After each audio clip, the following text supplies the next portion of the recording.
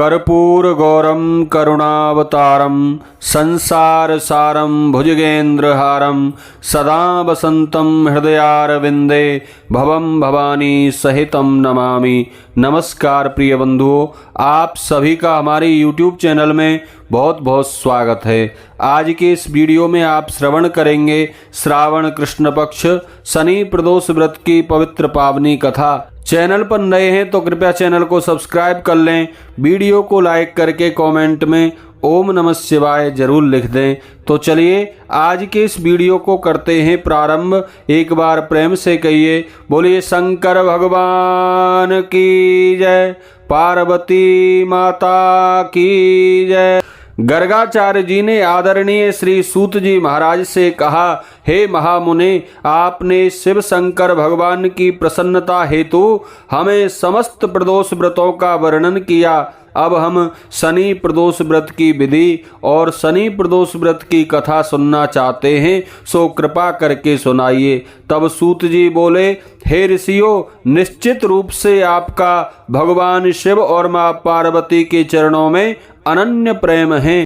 मैं आपको शनि प्रदोष व्रत की कथा सुनाता हूँ, सो ध्यान से सुनो। पुरातन कथा है कि एक निर्धन ब्राह्मण की स्त्री दरिद्रता के दुख से दुखी होकर एक बार सांडिल्य ऋषि के पास जाकर बोली, हे महामुने, मैं अत्यंत दुखी हूँ। दुख का कारण है दरिद्रता। मेरे दुख का निवारण करने का आप कोई उपाय बतलाइए। मेरे 2 पुत्र हैं, आपकी शरण में आए हैं। मेरे बड़े पुत्र का नाम धर्म है, जो कि एक राजपुत्र है, और छोटे पुत्र का नाम शुचिव्रत है। अतः हम दरिद्री हैं, आप ही हमारा उद्धार कर सकते हैं।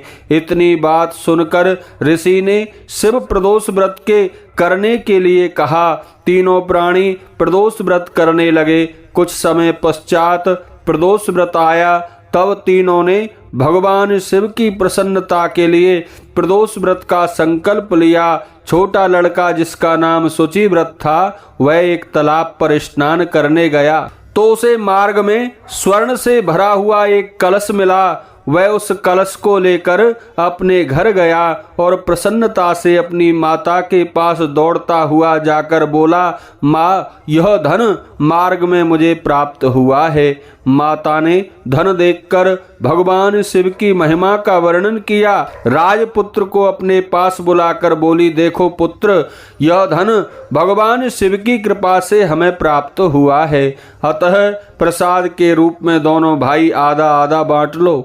माता का वचन सुनकर राजपुत्र ने शिव पार्वती का ध्यान किया और बोला, पूज्य माँ, यह धन आपके पुत्र का ही है। मैं इसका अधिकारी नहीं हूँ। मुझे भगवान शिव जब देंगे तभी मैं धन लूंगा। इतना कहकर वह राजपुत्र शंकर जी की पूजा में लग गया।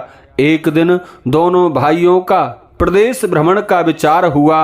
वहां उन्होंने अनेक गंधर्व कन्याओं को क्रीड़ा करते हुए देखा। उन्हें देखकर शुचिव्रत ने कहा, भैया, अब हमें इससे आगे नहीं जाना चाहिए। इतना कहे शुचिव्रत उसी स्थान पर बैठ गया, परंतु राजपुत्र अकेले ही स्त्रियों के बीच में जा पहुंचा। वहां एक स्त्री जो अत्यंत सुंदर राजकुमार को देखकर उस पर मोहित हो गई और राजपुत्र के पास पहुंचकर अपनी सखी सहेलियों से कहने लगी, हे सखियों, इस वन के समीप जो दूसरा वन है, तुम वहां जाकर देखकर आओ। मैं यहाँ बैठी हूँ, मेरे पैर में बहुत पीड़ा है, इसलिए मैं और नहीं चल सकती। यह सुन सब सखियाँ दूसरे वन में चली गईं। वह अकेली सुंदर राजकुमार की ओर देखती रही। इधर राजकुमार भी प्रेम भरी दृष्टि से उसे निहारता रहा। युवती बोली, आप कहाँ रहते हैं? वन में कैसे पधारे हैं? किस राजा के पुत्र हैं और आपका नाम क्या है? राजकुमार बोला, मैं विदर्भ नरेश का पुत्र हूँ। आप अपना परिचय दें। युवती बोली, मैं विद्रविक नामक गंधर्व की पुत्री हूँ। मेरा नाम अंशुमती है। मैंने आपकी मनोस्थिति को जान लिया है कि आप भी मुझसे विवाह करना चाहते हैं। देखिए, विधाता ने हमारा तुम्हारा संयोग मिलाया है। युवती ने अपने गले से एक मोतियों का हार राजकुमार के गले में निकाल कर डाल दिया। राजकुमार उस हार को स्वीकार करते हुए बोला, हे भद्रे, मैंने आपके प्रेम उपहार को स्वीकार कर लिया है, परंतु मैं एक निर्धन हूँ। राजकुमार के इन वचनों को सुनकर गंधर्व कन्या बोली कि मैं जैसा कह चुकी हूँ वैसा ही करूँगी, अब आप अपने घर जाइए। इतना कहकर वह गंधर्व कन्या सखियों से जा मिली। घर जाकर राजकुमार ने शुचिव्रत को सारा वृतांत कह सुनाया। जब तीसरा दिन आया, वह राजपुत्र शुचिव्रत को लेकर फिर से उसी वन में जा पहुंचा। वहीं गंधर्व कन्या अपने पिता को लेकर वहां पहुंची। इन दोनों राजकुमारों को देख आसन देकर गंधर्व ने कहा, मैं कैलाश पर्वत पर गया था। वहां शंकर जी ने मुझसे कहा कि धर्मगुप्त नाम का राजपुत्र है, जो इस समय राज्य विहीन और निर्धन है, परंतु वह मेरा परम भक्त है। हे गंधर्व राज, तुम उसकी सहायता करो।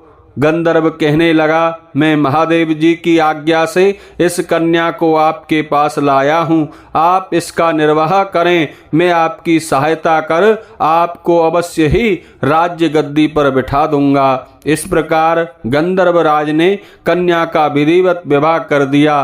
विशेष धन और सुंदर गंधर्व कन्या को पाकर राजपुत्र अत्यंत प्रसन्न हुआ। भगवत कृपा से वह समय उपरांत अपने शत्रुओं का दमन करके राज्य का सुख भोगने लगा। यह सब भगवान शिव के शनि प्रदोष व्रत की कृपा से ही उनकी निर्धनता दूर हुई और राज्य की प्राप्ति हुई। बोलिए शंकर भगवान की जय, पार्वती माता की जय।